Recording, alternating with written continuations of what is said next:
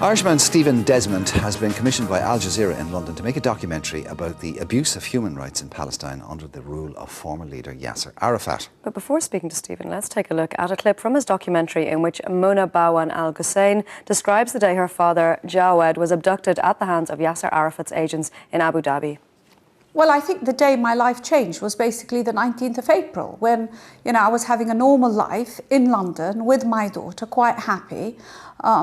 And I get a call in the middle of the night and telling me, you've got to come home, you've got to come home. This is from a friend who was babysitting for my daughter.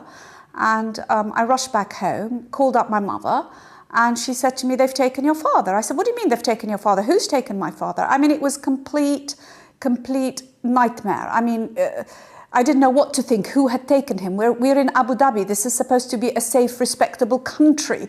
These things you think don't happen.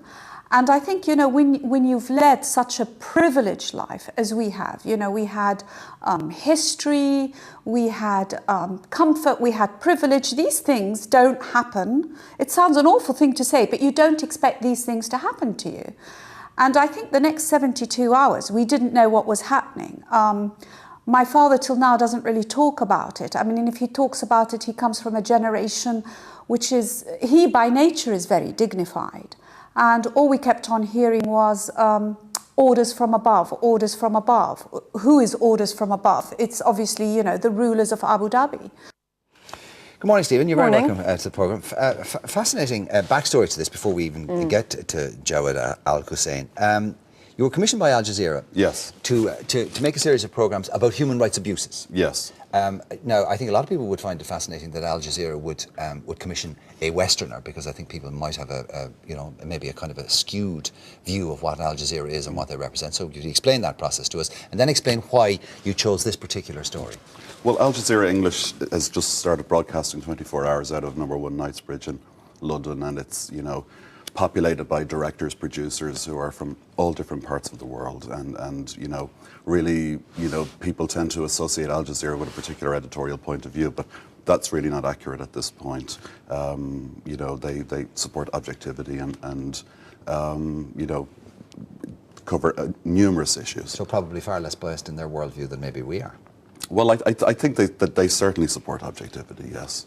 So they've shifted then dramatically, because they were, I mean, we associate them with a certain editorial point of view because they did have that at one stage. Well, I mean, Al Jazeera English is somewhat of a different station than Al Jazeera that comes out of Qatar. Okay, so they're very different. Yes, okay. And it's primarily populated, with staffed by people, ex-BBC people. David Frost works for them, broadcast a programme. Raghi Omar, who went into Baghdad for the BBC, commissions witness for them. Not really, no. Okay. Okay, so you were commissioned to make a documentary on yes. Human rights abuses. You chose this particular story. Why? Well, this is an incredibly moving story. Jawed al-Hussein was the former finance minister for Yasser Arafat. He's somebody who passionately believed in the Palestinian cause and Palestinian human rights, in the need for Palestinians to have a homeland to call their own. At a certain point, he became dissatisfied with Arafat's policies, and he started to criticize him publicly. He called for greater transparency in terms of how the finances would be managed, and ultimately found himself in a situation where he resigned publicly on television. He didn't support Arafat's. Arafat supported Saddam Hussein during his invasion of Kuwait, and al-Hussein felt like he couldn't go along with that, and he resigned. So 6 months after that, he was accused by Arafat of embezzling $6 million from the Palestinian National Fund that he managed, a charge that was subsequently thrown out of court in Abu Dhabi. Shortly thereafter, he was abducted. He was at a wedding one afternoon. The police came, they arrested him. Was this in Abu Dhabi, Stephen? Yes, this was in Abu Dhabi. He was bundled into a white Bentley, taken to the airport and flown to Gaza in Arafat's private plane, and kept under house arrest for 2 years. So it was a tremendous, there was no charges, no extradition arrangement.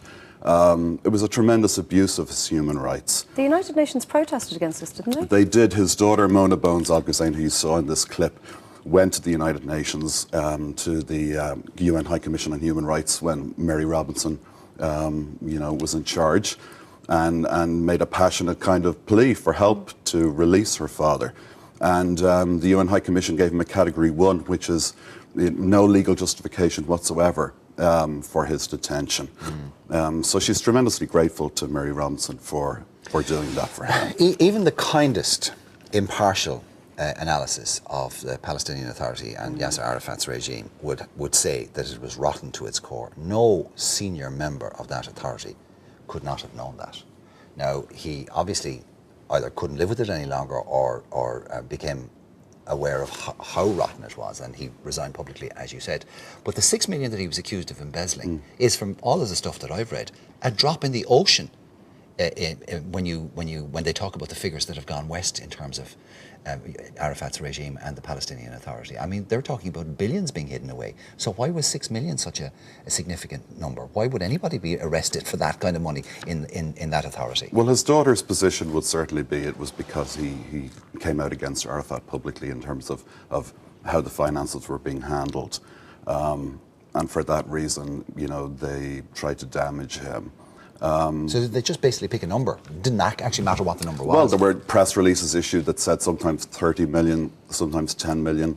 What was in the court documents was 6 million. And that was ultimately thrown out as having no basis whatsoever. So basically he criticised Yasser and Yes. he said, no, you're not going to get away with that. And that's what this is all about. Yes. But I mean, it's also important to point out that Javid al-Ghussein is a supporter of Palestinian nationalism, does believe in the project and the Palestinian cause.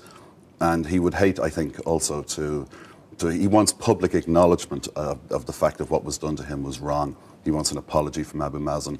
He wants an apology from the sheikhs of Abu Dhabi, who've agreed to give us an interview as part of this documentary. Because of course it couldn't have happened without their aid. I mean, That's right.